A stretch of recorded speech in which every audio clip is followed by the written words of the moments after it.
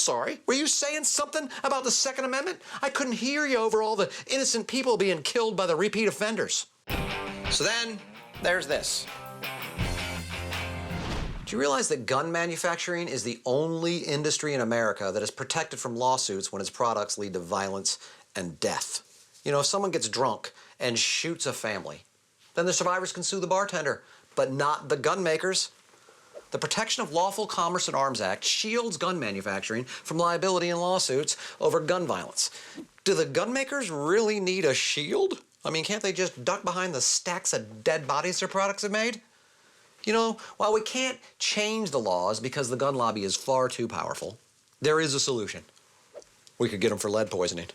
I mean, sometimes you gotta be creative when you're fighting injustice, am I right? I mean, the mob was taken down for tax evasion. If people in Flint can sue over lead put in the water, why can't people in Chicago sue over the lead put in their children?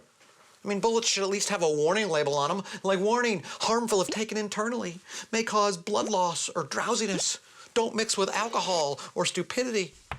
Now, here is a shocking fact taken from a study by the Bureau of Alcohol, Tobacco, and Firearms.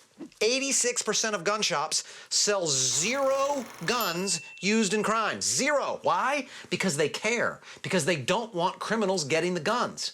And meanwhile, 5% of gun dealers sell the guns used in 90% of gun crimes. Seriously, if 5% of the bars were responsible for 90% of the DUIs, we'd shut them down yesterday. Maybe those mothers are mad about the wrong thing. The gun dealers only stay in business because they've bought all the politicians, all right? Even Bernie Sanders, who loves to talk about how he's not in bed with special interest groups, well, he signed off on this law that prevents people from suing the gun dealers. Now, he says he did it to protect small mom and pop places from liability. You know, because he's right. You gotta protect the small business owner who makes a living as accessory to murder. Can I say that? Is that okay to say? Hey, if you like this video, subscribe here and join my revolution. Right? It's a non-violent revolution. There's no guns, but there is yelling.